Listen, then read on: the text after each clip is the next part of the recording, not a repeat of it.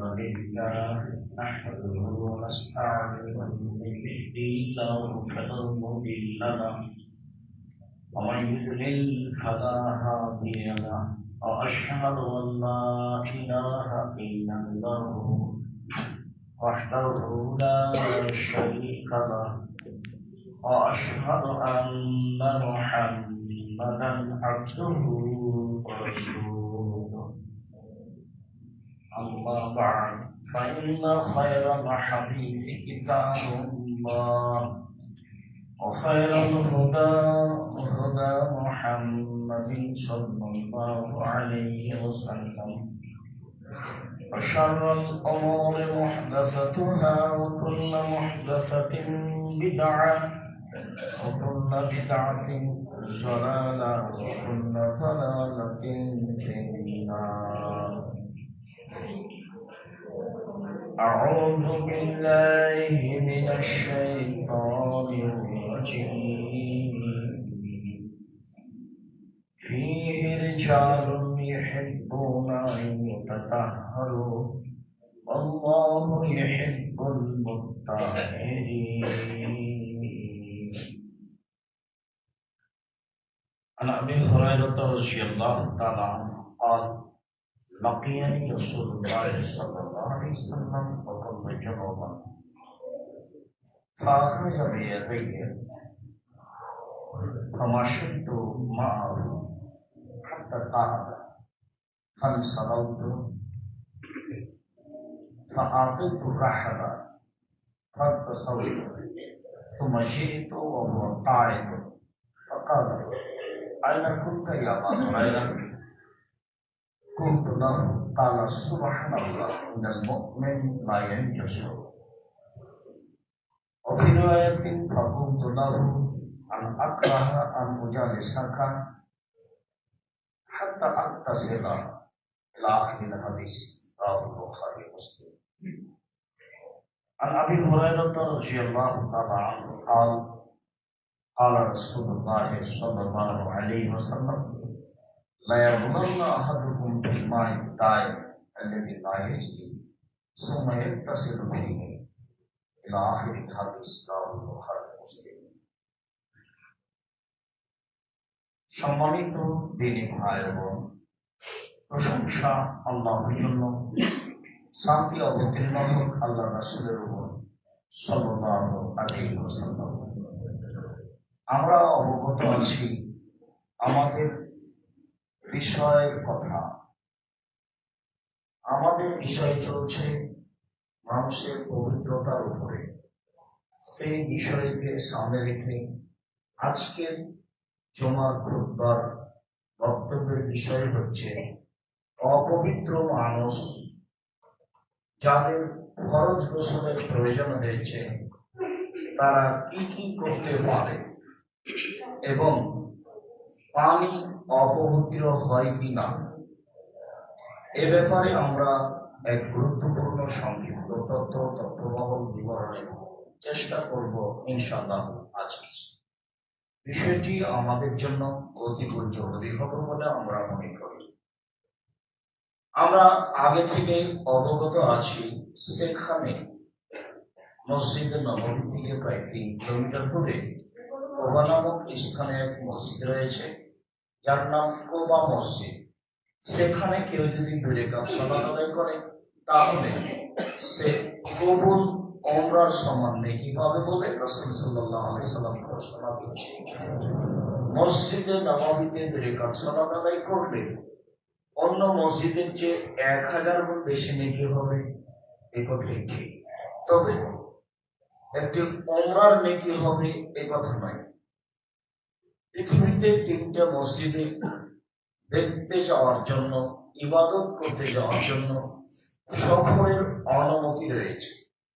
তার একটি মসজিদ হচ্ছে মসজিদে নববী যা মদিনায় অবস্থিত, একটি মসজিদ হচ্ছে বাইতুল মুকাদ্দাস যা জেরুজালেমে অবস্থিত, আর একটি মসজিদ হচ্ছে মসজিদে কাবা বাইতুল্লাহ কাবার ঘর। এই 3টির অন্তর্ভুক্ত মসজিদে কোবা নয়। তারপরেও মসজিদে কোবার একটি ভিন্ন ধরনের মর্যাদা রাসূল সাল্লাল্লাহু আলাইহি সাল্লাম উল্লেখ করেছেন, তাতে তিনি বলেছেন, কেউ যদি মসজিদে কোবায় 2 রাকাত সালাত আদায় করে তাহলে সে ওমরার সমান নেকি পাবে। ওমরা একটি বড় ইবাদতের অন্তর্ভুক্ত। সেখানে কতগুলি লোক রয়েছে যারা পবিত্রতাকে ভালোবাসে, আর যারা পবিত্রতা অর্জন করে আল্লাহ তাদের ভালোবাসেন। সেটাই হচ্ছে আমাদের বিষয়, পবিত্রতা। পবিত্রতাই আজকের আলোচনা। যারা পারিবারিকভাবে অপবিত্র হয়েছে বলে মনে করি, তারা কি করতে পারে? আবু হুরায়রা রাদিয়াল্লাহু তাআলা আনহু বলেন, লাকিয়ানি রাসূলুল্লাহ সাল্লাল্লাহু আলাইহি ওয়াসাল্লাম অপবিত্র। একদা আমার সাথে আল্লাহ রাসূলের সাক্ষাৎ হলো, তখন আমি অপবিত্র ছিলাম, আমার ফরজ গোসলের প্রয়োজন ছিল। ফাআখাযা বিয়াদাইয়া, তিনি আমার হাত ধরলেন। ফামাশাইতু মাআহু, আমি তার সাথে চলতে থাকলাম। তার মানে পৃথিবীর সবচেয়ে বড় মানুষ একটা সাধারণ মানুষের হাত ধরে রাস্তায় চলছে। তিনি বলেন, মুহাম্মদ সাল্লাল্লাহু আলাইহি সাল্লামের সাথে আমার সাক্ষাৎ হলো, তিনি আমার হাত ধরলেন। এই অবস্থায় তার সাথে আমি চলতে থাকলাম। ফাকাদা, এক জায়গায় তিনি বসে পড়লেন। ফানসালাত, যখন বসে পড়লেন তখন আমি চুপে না বলে ধীরে ওখান থেকে বের হয়ে গেলাম। চুপে না বলে ধীরে ওখান থেকে বের হয়ে গেলাম। ফাআতাইতু রাহালা, বাসায় চলে আসলাম। ফাত্তাসালতু, গোসল করলাম। সুম্মা জিইতু, আবার আসলাম। ও কায়েদুন, দেখি তিনি সেখানে বসে আছেন। আমি চলে গেছি, তিনি জানেন না, এই কথাই নয়। কেন? একই জায়গার ব্যাপার, তিনি জানবেন এ কথাই কি। তিনি এখানে বসে আছেন। আমরা একটা মানুষ হিসেবে সময় ভাবতে পারি কতটুকু সময় লাগতে পারে। ধরলাম বাসা কাছে আছে, দেখি তিনি বসে আছেন। তিনি আমাকে বলছেন, আবু হুরায়রা আইনা কুনতা, আবু হুরায়রা তুমি কোথায় গেছিলে? ফাকুলতু লাহু, বিবরণটা আমি পেশ করব। এই ঘটনা। অফি রিওয়ায়াতিন, অন্য বর্ণনা এসেছে, লাকাদ কুনতু, আমি তাকে বললাম যে ইন্নী কুনতু জুনুবান, আমি অপবিত্র ছিলাম। ফাআকরাহু আন উজালিসাকা হাত্তা আগতাসিলা, আমি গোসল না করে আপনার পাশে বসে থাকবো, এইটা আমি পছন্দ করি। আপনার পাশে বসে থাকতে আমাকে ভালো লাগেনি আমার অপবিত্রতার কারণে, তাই আমি এইভাবে বাসায় চলে গেছিলাম, আমি গোসল করে আসলাম। তখন তিনি উত্তরে বললেন, সুবহানাল্লাহ, ইনাল মুমিন লা ইয়ানজুসু। সুবহানাল্লাহ, বলো কি তুমি, মুমিন পুরুষ নারী কোন সময় অপবিত্র হয় না, বসে থাকার অযোগ্য হয় না, একটা কাজ করার অযোগ্য হয় না। যেটা তার ফরজ গোসলের ব্যাপার, সেটা তার শারীরিক পবিত্রতা। এর অর্থ এই নয় যে সে ব্যক্তি হিসেবে অপবিত্র হয়েছে, সে আমার সাথে বসে থাকতে পারবে না, সে রাস্তায় চলাচল করতে পারবে না, সে কোনো কাজ করতে পারবে না। কথাটা এমন নয়। সুবহানাল্লাহ, বলো কি আবু হুরায়রা, ইন্নাল মুমিন, নিশ্চয় মুমিন লা ইয়ানজুসু, কখনো অপবিত্র হয় না। এই কথা মুহাম্মদ সাল্লাল্লাহু আলাইহি ওয়াসাল্লাম বললেন, হাদিস বুখারী মুসলিম। তাতে আমরা বুঝতে পারলাম যে অপবিত্র অবস্থায় ইবাদত হিসেবে যা নিষিদ্ধ আছে, এছাড়া চলাচলে, কাজ কর্মে, উঠা বসায় কোনটাতে এই কর্মের কারণে নিষিদ্ধ নয়, কোনটাই নিষিদ্ধ নয়। আব্দুল্লাহ ইবনে উমর বলেন, যাকার উমর ইবনে খাত্তাব লিরাসূলিল্লাহ সাল্লাল্লাহু আলাইহি ওয়াসাল্লাম আন্নাহু তুসিবুল জানাবা মিনাল লাইল, ভাবে মনে হচ্ছে যে সফরের ব্যাপার। ওমর রাদিয়াল্লাহু তাআলা আল্লাহর নবীকে বললেন, আল্লাহর নবী, আমি অপবিত্র, আমার ফরজ গোসলের প্রয়োজন। তিনি এইভাবে বললেন যে তুসিবু, আল জানাবা, তাকে অপবিত্রতা লেগেছে, তার গোসলের প্রয়োজন। তখন রাসূল সাল্লাল্লাহু আলাইহি সাল্লাম বললেন, তাওয়াদ্দা, ওযু করে নাও, অক্সেল যাকারাকা, পুরুষাঙ্গ ধুয়ে ফেলো, সুম্মা নাম, তারপর ঘুমিয়ে যাও। উম্মু সালমা রাদিয়াল্লাহু তাআলা আনহা বলেন, কারণ নবী সাল্লাল্লাহু আলাইহি সাল্লাম ইয়াজন্নবু, আল্লাহর নবী অপবিত্র হতেন, সুমাইয়া নামো, তারপর ঘুমাতেন, সুমাইয়ান তাবেহ, তারপর জাগতেন, সুমাইয়া নামো, তারপর ঘুমাতেন। কোন এক পর্যায়ে ফজরের আজানের সময় গোসল করতেন। যেখানে এসেছে বুখারী মুসলিমের হাদিসে যে আজান হয়ে গেছে, তখন তিনি অপবিত্র, তখন তিনি গোসল করলেন, সিয়াম থাকলেন। ওদিকে বলা হয়েছে যে অপবিত্রতার কারণে, রাতের অপবিত্রতার কারণে, গোসল না হওয়ার কারণে সিয়াম ধরার কোনো সমস্যা নেই, সিয়াম পালনের কোনো সমস্যা নেই। যা বলছিলাম, উম্মু সালমা রাদিয়াল্লাহু তাআলা আনহা বলে, আল্লাহর নবী অপবিত্র অবস্থায় ঘুমাতেন, জাগতেন, ঘুমাতেন, এক সময়ে তিনি গোসল করতেন। বোঝা যাচ্ছে অপবিত্র অবস্থায় ঘুমানো যায়, তবে কিছু কাজ আছে। আয়েশা রাদিয়াল্লাহু তাআলা আনহা বলেন, কারণ নবী সাল্লাল্লাহু আলাইহি সাল্লাম ইযা কানা জুনুবান, আল্লাহর নবী যখন নিজে অপবিত্র হতেন, ফাআরাদা ইয়ানামা ইয়াকুলা, এরপরে যখন তিনি ঘুমাতে চাইতেন বা কিছু খেতে চাইতেন, গোসল করেননি, তিনি ঘুমাতে চাইতেন বা কিছু খেতে চাইতেন, ফায়াতাওয়াদ্দা ওযুহু লিস-সালাতে, তখন তিনি সালাতের ওযু করে নিতেন। বাস। এখন যা ইবাদত নিষিদ্ধ সালাত, সেটা ব্যতীত সব চলবে। এখন খাবে, এখন কাজ করবে, এখন ঘুমাবে, এটাই শরীর। আমি সব ধারাবাহিক বুখারী মুসলিম। আয়েশা রাদিয়াল্লাহু তাআলা আনহা বলেন, আল্লাহর নবী অপবিত্র হওয়ার পর তিনি খাওয়ার ইচ্ছা করলে, ঘুমানোর ইচ্ছা করলে ওযু করে নিতেন, তারপরে তিনি ঘুমাতেন। আবু সাঈদ খুদরি রাদিয়াল্লাহু তাআলা আনহু বলেন, রাসূল সাল্লাল্লাহু আলাইহি ওয়াসাল্লাম বলেছেন, ইযা আতা আহাদুকুম লিআহলিহি, মানুষ যদি কেউ তার পারিবারিক সাংসারিক স্ত্রী মিলনে যায়, সুম্মা আরাদা ইয়াউদা, এরপরে যদি সে আবারও গোসল না করে দ্বিতীয়বার মিলিত হতে চায়, ফালইয়াতাওয়াদ্দা বাইনাহুমা ওযুয়ান, তাহলে সে যেন মধ্যে ওযু করে নেয়। আরো একাধিক হাদিসে প্রমাণ হবে ওযু ছাড়াই সাংসারিক জীবন চলছে।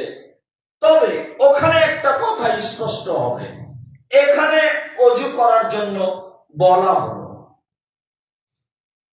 আনাস রাদিয়াল্লাহু তাআলা আনহু বলেন, কারণ নবী সাল্লাল্লাহু আলাইহি সাল্লাম ইয়াতুফু আলা সাইরি নিসাই বিগসলিন ওয়াহিদিন, আল্লাহর নবী তার সকল স্ত্রীর নিকটে যেতেন এক গোসলে, একবার পবিত্রতার মাধ্যমে সব স্ত্রীর নিকটে যেতেন বলে আনাস রাদিয়াল্লাহু তাআলা আনহু বলেন, হাদিস বুখারী মুসলিম। একসাথে 11 জন স্ত্রী ছিলেন, তবে স্ত্রী সংখ্যা 13 জন।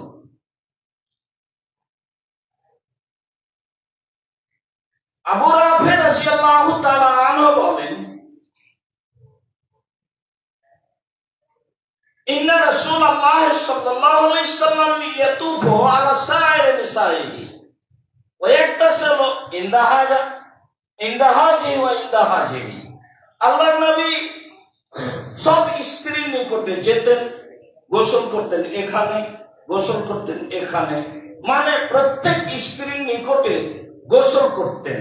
আবু রাফি বলেন, ফাকুলতু লাহু, আমি বললাম, আল্লাহর নবী, আল্লাহ তাজালাহু গোসলান ওয়াহিদান আখিরান, আপনি যদি শেষে একবার পবিত্রতা অর্জন করতেন, গোসল করতেন, তাহলে কি হতো না? পরিস্থিতিতে এটা জিজ্ঞাসা। তখন রাসূল সাল্লাল্লাহু আলাইহি সাল্লাম বলছেন, দেখো, হাদা আজকা ও আতিয়া ও আতহার, গোসল করা উত্তম পবিত্র, গোসল করা অতীব উত্তম, গোসল করা অতীব পবিত্র, গোসল করা অতীব পরিষ্কার। উপরের হাদিসটা বুখারী মুসলিম, এই হাদিস আবু দাউদ, নাসাই, তিরমিজি, ইবনে মাজাহ হলেও হাদিসের সূত্র বিশুদ্ধ। যে হাদিস বুখারী মুসলিম থেকে প্রমাণিত তাতে প্রমাণ রয়েছে শেষে একবার পবিত্রতা অর্জন করা, গোসল করা। আর এই হাদিসে প্রমাণ হয় যে প্রত্যেক স্থানে, প্রত্যেক পরিবারের নিকটে। তখন সাহাবী বললেন যে একবার শেষে করলে কি হতো না? তখন তিনি না বললেন না, তবে তার কারণ উল্লেখ করলেন। তাতে তিনি বললেন জায়েজ তো অবশ্যই, একবার গোসল করাই যথেষ্ট, জায়েজ তো অবশ্যই, তবে এইটা অতীব উত্তম, এটা অতীব পবিত্র, এইটা অতীব পরিষ্কার।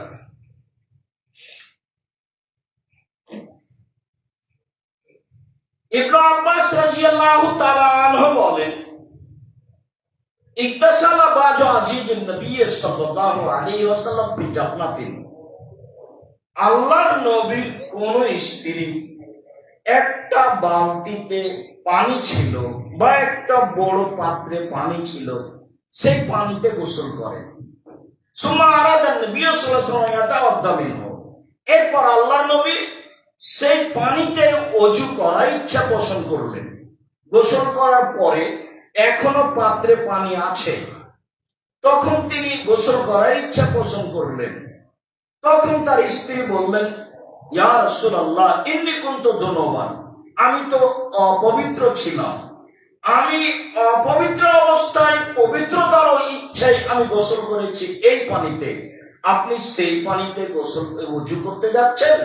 তখন আল্লাহ রাসূল বললেন যে ইন্নাল মা লা ইয়াজনুস, নিশ্চয় পানি অপবিত্র হয় না।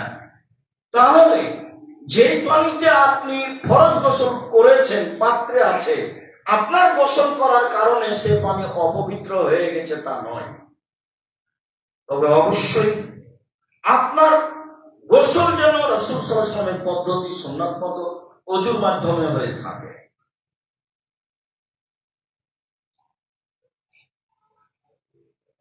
আয়েশা রাদিয়াল্লাহু তাআলা আনহা বলেন, কারণ নবী সাল্লাল্লাহু আলাইহি ওয়াসাল্লাম ইগতাসালু মিনাল জানাবা, আল্লাহর নবী অপবিত্র অবস্থায় গোসল করতেন। সুম্মা ইস্তাগফিরু বি কাবলা ইগতাসালা, এরপরে তিনি আমার শরীরের সাথে শরীর রেখে গরম অনুভব করতেন আমার মাধ্যমে, তখন আমি গোসল করিনি। এক ডাক্তারের কথা এলাকা ভিত্তিক বিভিন্ন ভাবে হয়ে থাকে, শিরক হয়ে থাকে বিভিন্ন ভাবে। তো রাজশাহী বাগমারার এক ডাক্তার বলছে যে আমাদের অবস্থাটা এই যে স্বামী স্ত্রী গোসল করেছে, স্বামী এখন গোসল করে ঘরে যাচ্ছে আর স্ত্রী গোসল করতে আসছে, এতে যদি গায়ের সাথে গাও লেগে যায় তাহলে গোসল বাতিল। দিনাজপুরে এক হাই স্কুলের হেডমাস্টার বলছেন, আব্দুল রাজ্জাক সাহেব, চৌকি বিছানা থেকে নিয়ে বাড়ির বারান্দা পর্যন্ত, স্যান্ডেল পর্যন্ত, জুতা পর্যন্ত চট ছাড়া মাদুর বিছা আছে, কেন বলতে পারেন?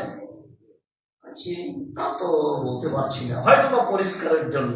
তখন বলছেন না না না, যার ফরজ গোসল হয়েছে সে গোসল না করে যদি মাটিতে পা দেয় তাহলে মাটি অভিশাপ করবে, এই জন্য জুতা স্যান্ডেল পর্যন্ত মাদুর বিছানো আছে।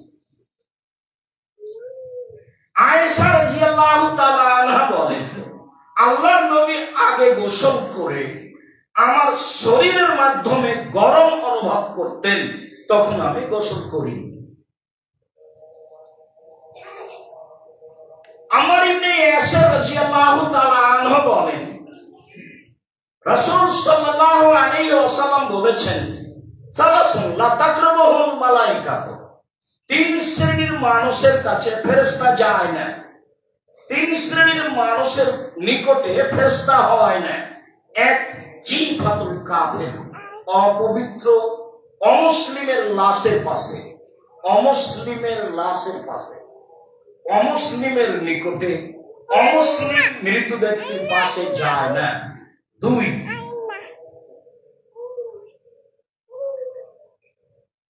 অবিল খালুক, এক ধরনের সেন্ট আছে, সেই সেন্ট ব্যবহার করলে ফেরেশতা তার কাছে যায় না। খালুক জাতীয় সেন্ট, আতর ব্যতীত যত মাধ্যম আছে সেন্টে সব পরিহার করা উচিত।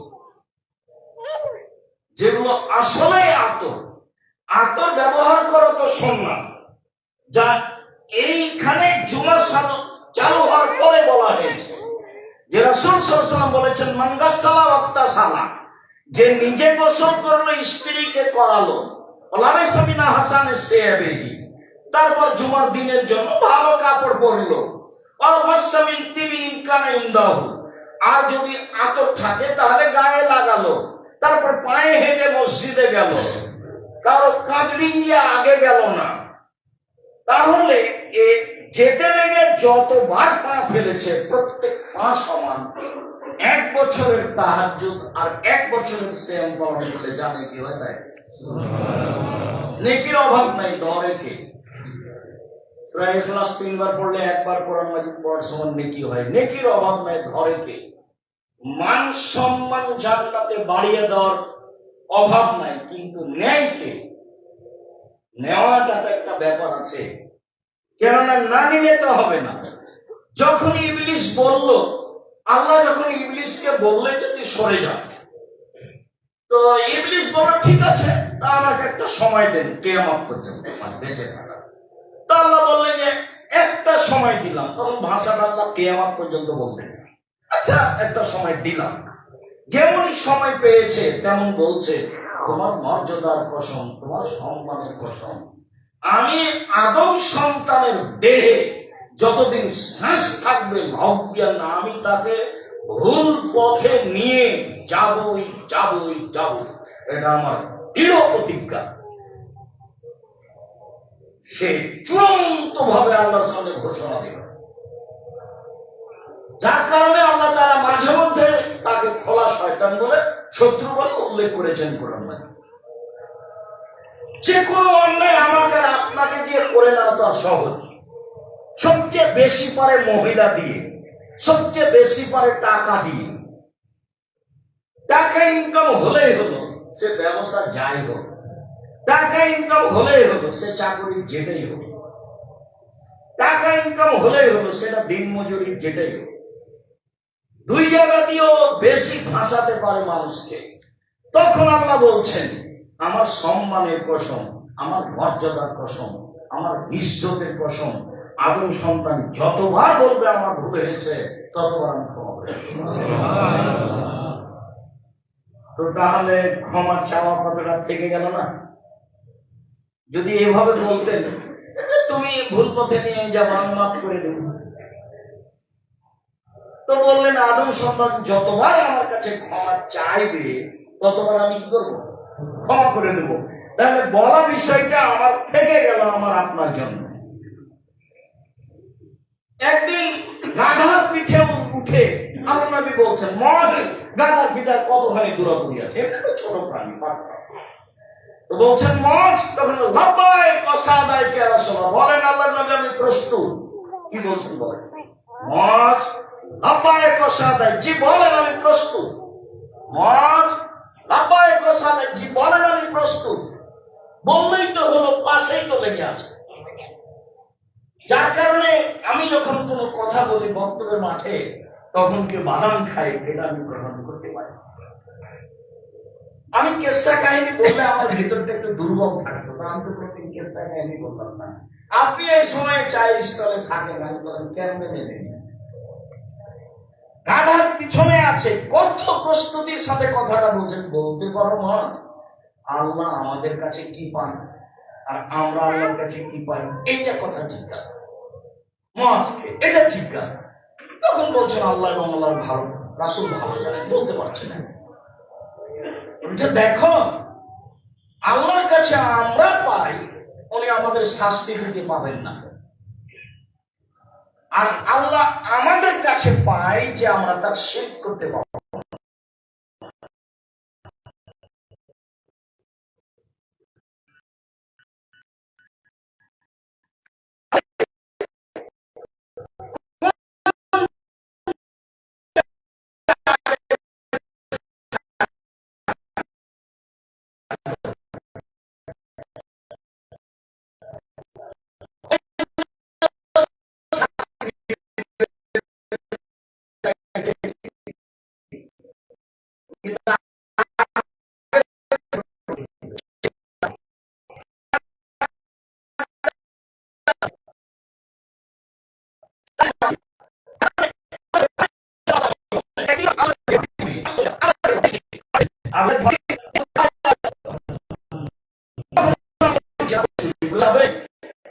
বললেন জেনা করলে চুরি করে যাবে, আমি জেনা করলে চুরি করে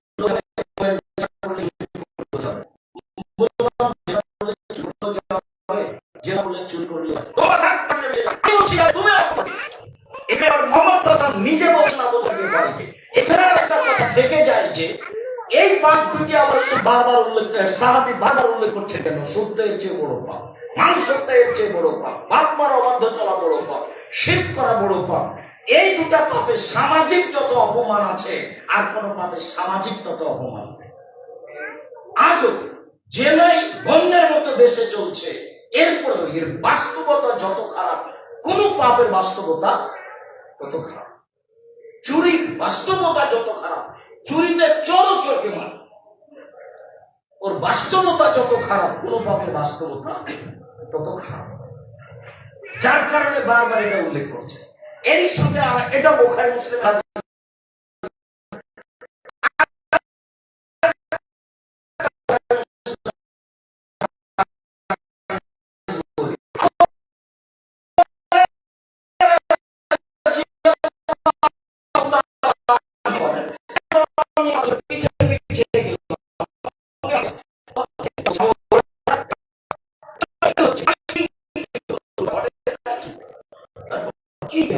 আমি দেখে তো বলছে চুরি করলে যা করলেও যাবে, আবার বলছে চুরি করলে যা করলেও যাবে, এভাবে চলে আসে। তখন আমি বললাম, আল্লাহ নবী, আপনি কার সাথে কথা বলছিলেন? কাউকে তো দেখলাম না। আপনি কার সাথে কথা বলছিলেন? চুরি করলে জেনা করলেও যাবে, এটা আপনি কার সাথে কথা বলছিলেন? তখন আল্লাহ নবী বলছেন, আরে শোনো, জিবরাইল আমাকে বলছে যে কেউ যদি অন্তর থেকে লা ইলাহা ইল্লাল্লাহ বলে, সে এই পাপ করলেও জান্নাতে যাবে। তখন আমি বলছি যে এটা করলেও যাবে, এটা করলেও যাবে। তো জিবরাইল বলছেন এটা করলেও যাবে, এটা করলেও যাবে। কিন্তু আমি তো জিবরাইলকে দেখতে পাবো না, কিন্তু আল্লাহ রাসূলের হ্যাঁ আর জিজ্ঞাসাটা আমি শুনতে পাচ্ছি। আল্লাহ রাসূল বলছেন এ করলেও যাবে, এ করলেও যাবে, আবার এ করলেও যাবে, এ করলেও যাবে। তা আল্লাহ রাসূল কার সাথে কথা বলছে? আমি তো দেখতে পাই না। কারণ জিবরাইলকে তো আর মানুষ দেখতে পাবে না। আয়েশা রাদিয়াল্লাহু তাআলা আনহা, আল্লাহ রাসূল বলেন, আয়েশা, জিবরাইল তোমাকে সালাম দিল। এই যে জিবরাইল তোমাকে সালাম দিল, তখন জিবরাইল বলছেন, ওয়া আলাইকা ওয়া আলাইহিস সালাম, আপনাকে সালাম, জিবরাইলকে সালাম। আপনি তো দেখতে পান, আমরা তো দেখতে পাই না। আপনি তো বুঝতে পারেন, আমরা তো বুঝতে পারি না। এক বিছানায় এক ল্যাবের নিচে তিনজন, মুহাম্মদ সাল্লাল্লাহু আলাইহি সাল্লাম, আয়েশা এবং জিবরাইল। অথচ আয়েশা বুঝতে পারেন না কোথায় জিবরাইল আছে। একসাথে এক বিছানায় তিনজন, আর আয়েশা বুঝতে পারেন না যে জিবরাইল কোথায় আছে। যেটা বলছিলাম সেটা হচ্ছে, কথার সঙ্গে কথা এসেছে তো শিরক, ওটা আগে দিয়ে দিলে আমারটা দিয়ে দিবে। তো আমাকে কিছু বলা লাগবে, না বললে তো কিছু হয় না। নেকি তো মানুষ লুটে নিতে পারে, এ কথাই ঠিক। পথ তো অনেক, কিন্তু ধরে কে? ধরলে তো কিছু বলা লাগে, কিছু করা লাগে। তো তিন শ্রেণীর মানুষের কাছে ফেরেশতা যায় না। তার তৃতীয় শ্রেণীর মানুষ হলো যারা অপবিত্র হয় যতক্ষণ পর্যন্ত ওযু না করে। জরুরি না হলেও ওযু করে ঘুমাবে, ওযু করে কাজ করবে, ওযু করে রান্না বান্না করবে, ওযু করে বেগুনের গাছ থেকে বেগুন উঠিয়ে নিয়ে আসতে পারে, সিমের গাছ থেকে সিম তুলে নিয়ে আসতে পারে, যে কোনো কাজ করতে পারে অজু করে। আমি গোসল করিনি সেজন্য মাটি আমার উপরে অভিশাপ করবে, সিম গাছ থেকে সিম ছিঁড়লে সিম আর ধরবে না, এইসব সব হচ্ছে শিরকি কথা। আমর ইবনে হাজম রাদিয়াল্লাহু তাআলা আনহু বলেন, একটা পত্র আল্লাহর নবী লিখেছিলেন আমার কাছে। পত্রে লেখা ছিল, আল্লাহ ইয়ামাসসাল কোরআনা ইল্লা তাহিরুন, পবিত্র ব্যক্তি ছাড়া যেন কোরআন স্পর্শ না করে। এই হাদিস দিয়ে এক শ্রেণীর মানুষ বলতে চেয়েছেন যে ওযু না করলে কোরআন শরীফ স্পর্শ করা যাবে না। এটা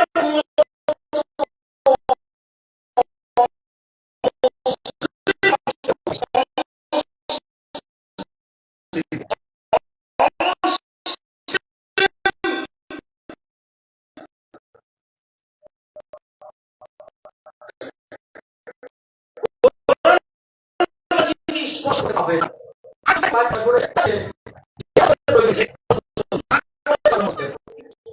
এখানে যেটা বলা হয়েছে সেটা মুসলিম যে কোন সময়ে কোরআন মাজিদ স্পর্শ করে পড়তে পারে, তবে যার ফরজ গোসলের প্রয়োজন তার জন্য স্পর্শ করে ধরে না পড়াই ভালো।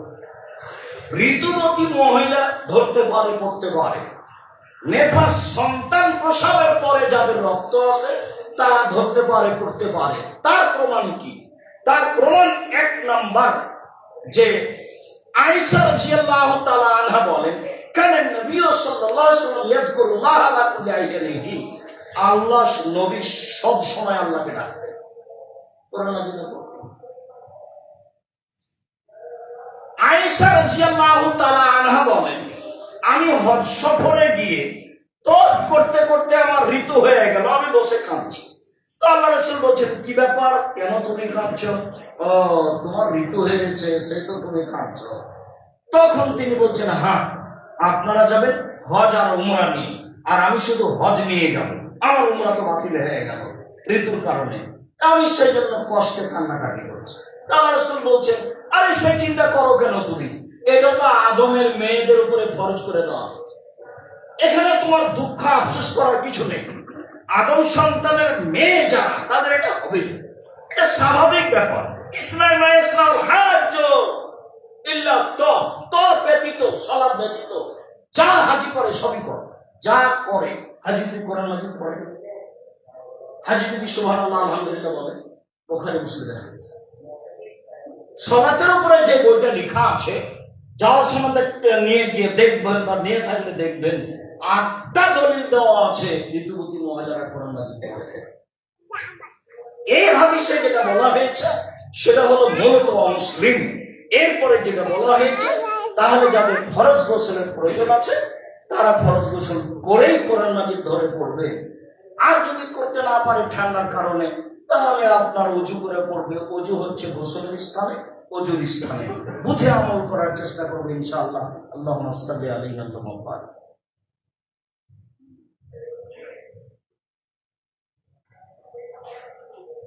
আলহামদুলিল্লাহ ওয়াহদা, ওয়াসসালাতু ওয়াসসালামু আলা মান লা নাবিয়্যা বা'দা।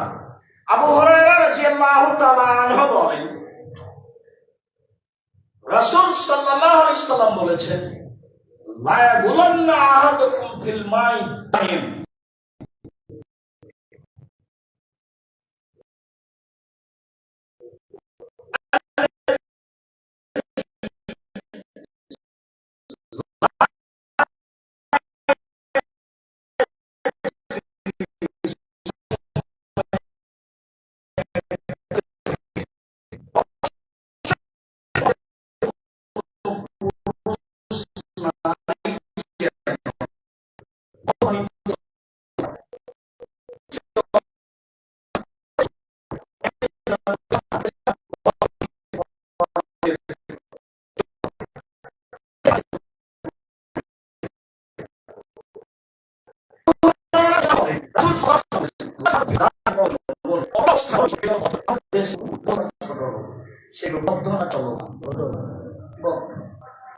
যদিও বিদ্যালয়ে কিছু বলতে চেয়েছেন, কারণ সাহাবীগণ বলেন আবু হুরায়রা ঠিক হইয়া ভালো, তাহলে অপবিত্র মানুষেরা কি করবে, কিভাবে গোসল করবে?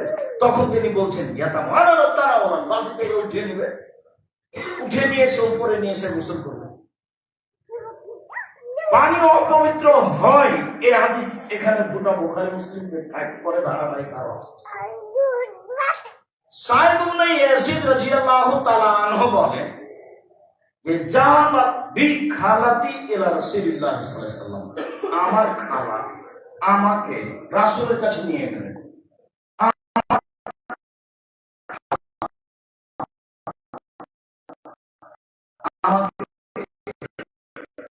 রাসূল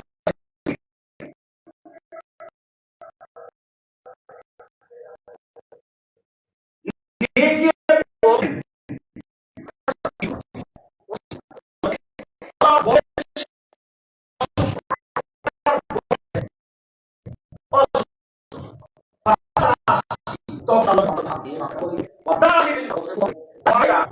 তার ছেলেকে তার পছন্দনীয় লোকের কাছে নিয়ে যেতে পারে, দোয়া নিতে পারে। সে মহিলা হোক আর পুরুষ হোক, যাকে ভালো লাগে তার কাছে নিয়ে গিয়ে বলবে একটু দোয়া করে দেন। যেমন এর আগে একবার বলা হয়েছে, আনাস রাদিয়াল্লাহু তাআলা আনহু বলেন, আমার মা একটা কাপড়কে ছিঁড়ে দু টুকরা করলেন, আমার গায়ে অর্ধেক দিলেন, অর্ধেক পরনে দিলেন। আমি ছোট ছেলে, সাধারণ পরিবারের মানুষ। আমার মা আল্লাহ রাসূলের কাছে নিয়ে আমাকে বলছেন, হাজা খোয়াইডে মক্কা ফাদুল্লাহ, এই যে আনাস আপনার ছোট খাদেম, আপনি তার জন্য দোয়া করেন। এই যে আমার মা খাদেম হিসেবে রাসূলের কাছে রেখে দিলেন, আমি 10 বছর রাসূলের বাড়িতে গেছি। মানুষ ভাবতে পারতো না যে আমি এই বাড়ির ছেলে কিনা, মানুষ মনে করতো আমি এই বাড়ির ছেলে। আমি সবকিছুতে আছি, লেনদেন যা কিছু পানি টানি প্রয়োজনীয় সবকিছুতেই আছে। 10 বছর একটা আমি খিদমত হিসেবে থেকেছি, খাদেম খিদমত করার জন্য থেকেছি, খাদেম হিসেবে। তো তার মা দোয়া করার জন্য নিয়ে গেছে। আমার খালা আমাকে নিয়ে গেলেন, নিয়ে এই কথাটা বললেন যে আমার বোনের ছেলে অসুস্থ। তখন আমার মাথায় হাত দিলেন আল্লাহ রাসূল, দিয়ে হাতটা বলিয়ে দিলেন এবং আমার জন্য আল্লাহ রাসূল দোয়া করলেন। সুম্মা তাওয়াদ্দা, তারপর আল্লাহ রাসূল ওযু করলেন। ফাসারাত মিন ওযুহি, তার ওযুর যেটুকু বাকি পানি ছিল সেটুকু আমি পান করে নিলাম। ওযুর বাকি পানি পান করা যায়, সুন্নাতের অন্তর্ভুক্ত, তাই ইতিপূর্বে একবার আলোচনায় এসেছে। সুম্মা কুনতু খালফাহু, আমি তার পিছনে দাঁড়ালাম। এখন যেগুলো বাক্য আসছে দুটো এগুলো আলোচনার সাথে সম্পৃক্ত নয়। আমি পিছন দিকে দাঁড়ালাম। ফা নাজারতু ইলা খাতামিন নবুয়া, আসলে তার পিঠে বাইরে কাতে পায়ে দুই কাঁধের মাঝে নবুয়তের একটা চিহ্ন আছে, এটা আমি দেখবো সেজন্য। তাহলে ছোট ছেলে নয়, একেবারে বুদ্ধি আছে। আমার খালা আমাকে নিয়ে গেছে, তার মানে বুদ্ধি আছে, সবকিছু বুঝে।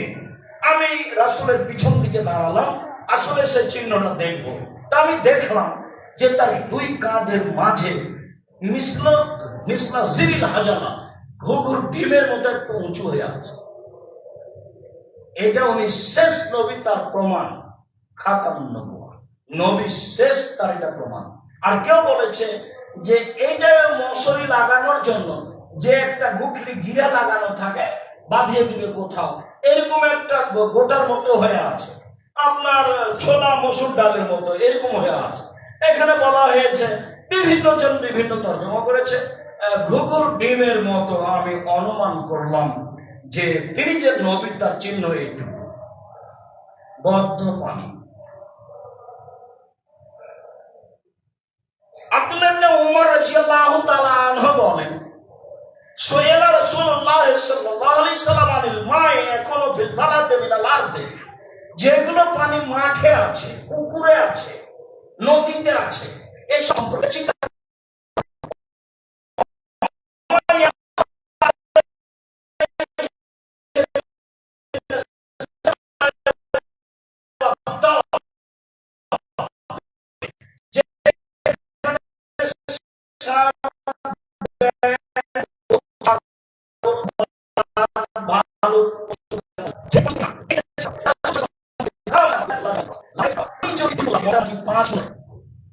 পানি 5 মণ হয়, তাহলে সে পানি অপবিত্র হবে না। হাদিস পড়ি তারপরে। পানি যদি 5 মণ হয় তাহলে পানি অপবিত্র হবে না, হাদিস শরীফ। তারপরে আবার হাদিস, আবু সাঈদ খুদরি রাদিয়াল্লাহু তাআলা আনহু বলেন, কিলা রাসূলুল্লাহ সাল্লাল্লাহু আলাইহি সাল্লাম আন বিল বুদা, মদিনাতে একটা বোজা নামক ইদারা কূপ ছিল। জিজ্ঞাসা হলো, হাল নাতাওয়াজ্জা মিন বিল বুদা, আমরা কি মদিনার ওই বোজা নামক কূপ হতে পানি উঠিয়ে ওযু করতে পারি?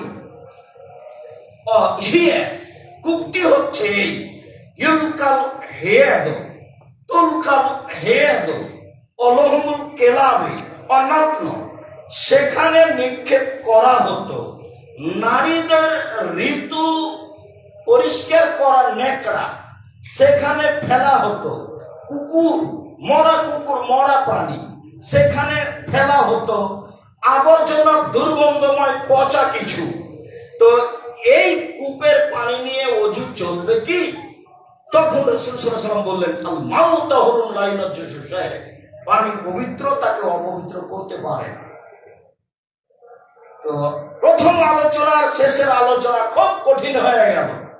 এত কিছু সেখানে নিক্ষেপ করা হয়, তারপরে সে পানি পবিত্র, এটা হয় কি করে?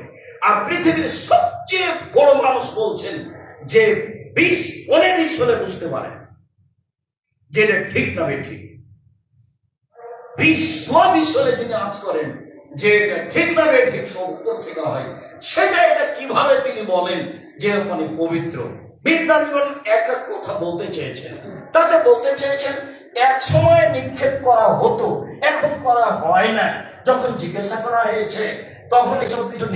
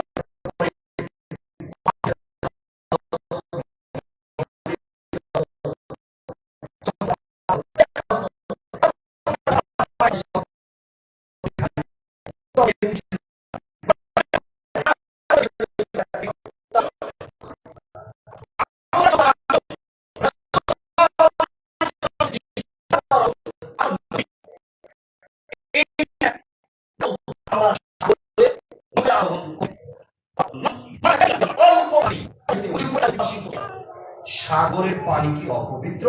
সাগরের পানিতে কি ওযু করতে পারি? তখন আল্লাহ রাসূল বললেন, আত-তাহুরু মাউন হিল্লু মাইতাতুহু, সাগরের পানি পবিত্র, তার মরা প্রাণী হালাল। একটা জিজ্ঞাসা করতে গিয়ে আরেকটা চলে আসলো। চলেন এবার এখানে সংক্ষিপ্ত কথা বুঝে নিই।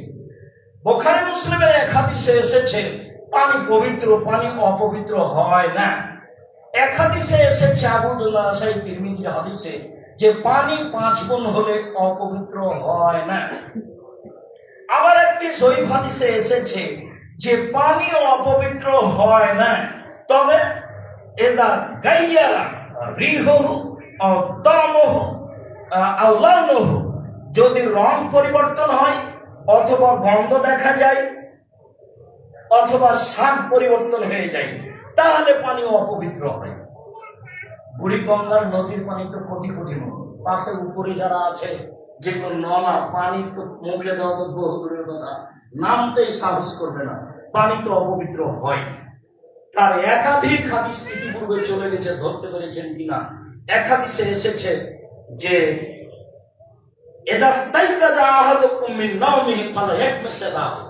তোমাদের কোন ব্যক্তি যদি ঘুম থেকে উঠে তাহলে হাত যেন পানিতে না ঢোকায়। ঢোকালে কি হবে? ঢোকালে কি হবে? পানি অপবিত্র হয়ে যাবে। তাই তো তিনি শক্তভাবে নিষেধ করলেন। হাদিস তো বুখারী মুসলিম। আবার বললেন, অবশ্যই তোমাদের কোন ব্যক্তি যেন বদ্ধ পানিতে পেশাব না করে। মানে কি? পানি অপবিত্র হয়ে যাবে। অবশ্যই তোমাদের কেউ যে পানি চলে না তাতে যেন ফরজ গোসল না করে। তাহলে বোঝা যাচ্ছে পানি অপবিত্র হয়। পানি তো অপবিত্র হয়, তাহলে পানির পরিমাণ কি? তখন বিদ্বানগণ এক শ্রেণীর বিদ্বান বলতে চেয়েছেন আসলেই 5 মণ পানি হলে পানি অপবিত্র হবে না। এক শ্রেণীর বিদ্বান বলতে চেয়েছেন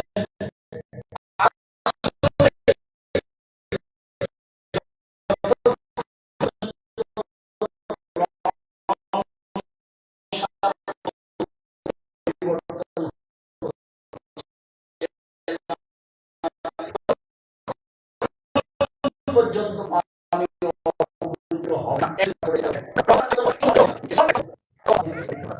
হাদিসের সারমনে পানি অপবিত্র হয় এ কথাই ঠিক। যারা বলেছে যে সুচিন্তিত মানুষ যেটাকে অপবিত্র বলবে পানি সেটা অপবিত্র, এটাই ঠিক। পানি তো অপবিত্র হয়, 2.5 মণ হলেও হয়, 1 গ্লাস হলেও হয়। 1 গ্লাস পানির স্বাদও পরিবর্তন হবে না, গন্ধ পরিবর্তন হবে না, রঙও পরিবর্তন হবে না, অথচ তাতে 1 ফোঁটা পেশাব পড়েছে, তো তো অপবিত্র হয়ে গেছে। 2 কুল্লা কেন, লক্ষ লক্ষ মণ পানি অপবিত্র, তা পানি তো অপবিত্র হয়, এটাও হাদিস। তাহলে বোঝা গেল যে আসলে মূলত সুচিন্তিত মানুষ যাকে বলবে পানি অপবিত্র। এবার চলেন পরের অংশে। রাসূল সাল্লাল্লাহু আলাইহি ওয়াসাল্লাম বললেন যে জিজ্ঞাসা হলো সাগরের পানিতে ওযু করতে পারি কিনা। সাগরের পানি দিয়ে যদি ওযু না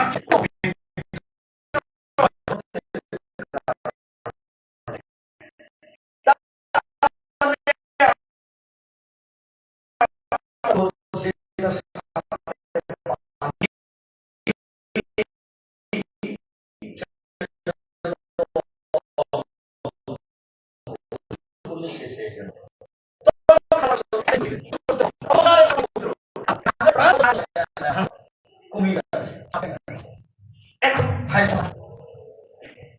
মানুষ বলতে চেয়েছেন বড় বড় বিদ্যা যারা 2-4 জনের নাম উল্লেখ করি না, তো সেই জন্য বলছিলেন না, আমি নাম উল্লেখ করব না। পৃথিবীর শ্রেষ্ঠ বিদ্যান এক শ্রেণীর, তারা বলছে যে উপরে যেটা হালাল প্রাণী পানি তো সেটা হালাল প্রাণী, উপরে যেটা হারাম প্রাণী পানি তো সেটা হারাম প্রাণী। এক শ্রেণীর বিদ্বান বলছেন, একদম শীর্ষস্থানীয় যারা বিদ্বান তারা বলছেন ব্যাং ব্যতীত সবই হারাম। আর এক শ্রেণীর বিদ্বান বলছেন যে মানুষ যাকে মাছ বলবে সেটা হারাম, মানুষ যাকে বলবে যে মাছ নয় সেটা হারাম। তাহলে আমরা রাসূল সাল্লাল্লাহু আলাইহি ওয়াসাল্লামের হাদিস থেকে বুঝি এটাই যে যারা যেটাকে মাছ বলে রুচি বলে খাবে তার জন্য সেটা যায়। ব্যাং নিষিদ্ধ অন্য হাদিস দ্বারা প্রমাণ, সরাসরি 2টা হাদিসে ব্যাং হত্যা করা, ব্যাং দিয়ে চিকিৎসা করা, ব্যাং খাওয়া টোটালে না করে দিয়েছেন আল্লাহ। অতএব ব্যাং ব্যতীত পানিতে যেসব প্রাণী আছে, কুঁচে হোক, কাঁকড়া হোক, আরো কিছু হোক, কচ্ছপ হোক, রুচি হলে খাবে, না হলে খাবে না। আমি খেতে বললাম এর অর্থ এই নয় যে বাড়িতে গিয়ে একটা কচ্ছপ ধরে নিয়ে বউকে বলবেন রান্না করে খাও, তখন আপনার এর মতো গাজীপুরের মতো বউ বলবে আমাকে তালাক দিয়ে তো ভাই তোমার সাথে আমি একটু করতে পারবো না, যে সংসার করবো। আর আমি বললাম হাদিসের গতিতে, তো সেই জন্য আজকেই কচ্ছপ ধরে বাড়িতে নিয়ে যেতে হবে। মনে রাখা ভালো হবে যে এটাই ঠিক, যারা পানির প্রাণীকে যারা যেটা মনে করবে তারা সেটা খাবে, কথাই ঠিক। আপনি তো ভেঙচি খান না, কোন দিকে খায়, আপনি তো চিংড়ি মাছ খাচ্ছেন, কোন দিকে বলছে এটা পোকা। অতএব এটাই ঠিক, মাছ যেটা সেটা খাবে, যার যেখানে রুচিতে কুলায়। ব্যাং টোটাল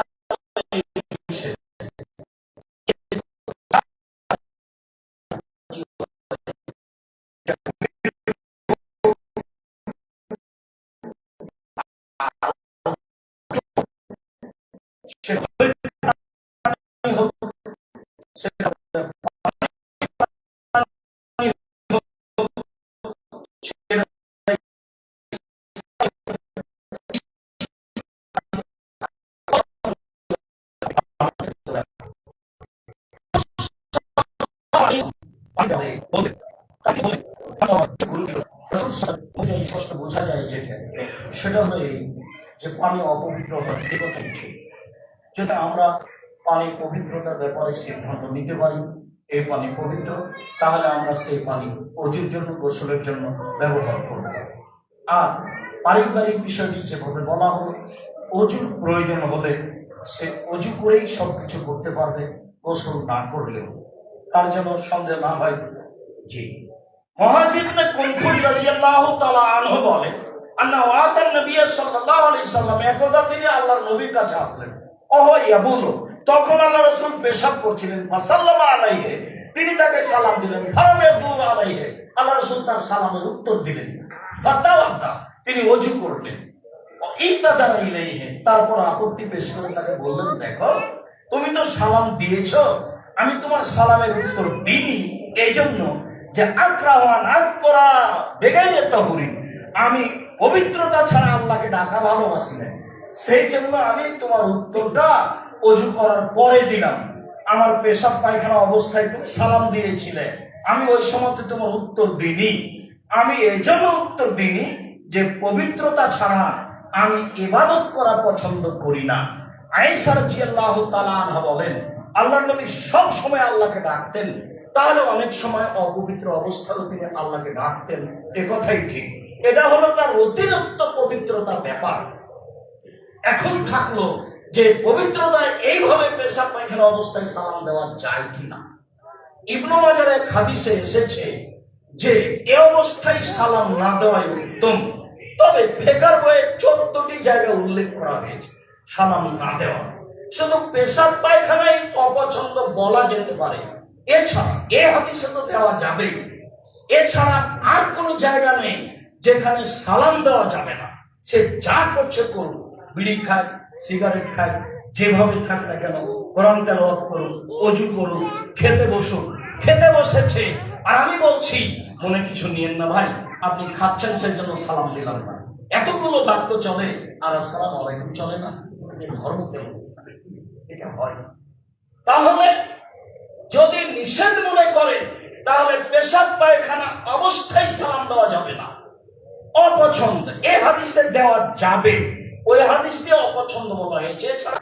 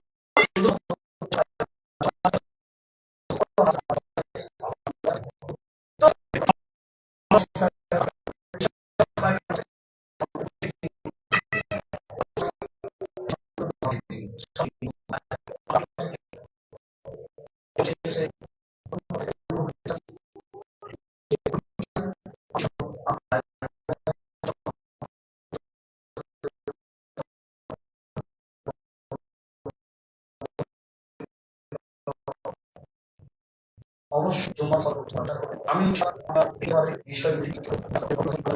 মর্মে আমাদের কথাকে গুরুত্ব সহকারে পালন করার চেষ্টা করবেন। দ্বিতীয় হলো এই যে আমি যেটা প্রতিদিনই বলতে থাকবো, এটা আপনার কাছে যেন কোনো ভারী মনে না হয়। একটা কথা হলো এই যে মানুষ দান করে না, দানের কথা বলা হয় না সেই জন্য, তাহলে এটা তার একটা দুর্ভাগ্যের ব্যাপার। আর এমন একটা জায়গাতে থাকলো যে মানুষ তাকে দানের কথা বলে, তখন সে 5 বার শোনার পরে পড়ে। আর ইবাদতের জগতে দানই সবচেয়ে ব্যতিক্রম ইবাদত। কাজে এখানে আসলে আমার প্রতি জুমায় দানের কথাটা শুনতে পাই, তখন যেন আপনার মন্তব্যটা সামান্যতম দুর্বল না হয়। আপনি যেন আল্লাহকে সন্তুষ্ট করার আশায় কম থেকে কম, বেশি থেকে বেশি দান করতে পারেন। তবে মনটা খাটো করে দান করবেন না, মনটা বড় করে দান করবেন। তাহলে তার একটা নেকি আছে, তার সার্বিক সমস্যা আপনার থেকে দূরে সরে যাবে ধীরে ধীরে, এবং পথ আপনার জন্য বেঁচে থাকা সহজ হবে। সেটাই বড় মাধ্যম, সেটা হলো দান। তারপরে যেটা বলি, পারিবারিক ব্যাপারে আপনি খুব শক্ত হবেন। পারিবারিক ব্যাপারে যদি আপনি দুর্বল হন, তাহলে পরিবারের কারণে আপনাকে জবাবদিহি হতে হবে। তখন আপনার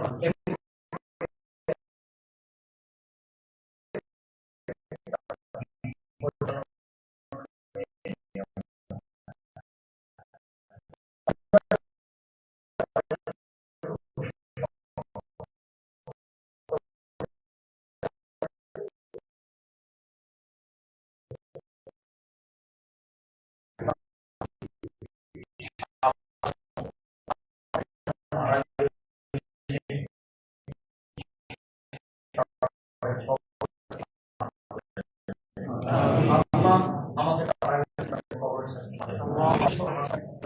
যারা বেঁচে আছি তুমি তাদেরকে রাসূলের পদ্ধতি অনুযায়ী চলা, বেঁচে থাকার তৌফিক দান করো। আল্লাহ তুমি সর্বশক্তিমান, তোমার শক্তির কাছে আমরা আশ্রয় প্রার্থনা করে বলছি যে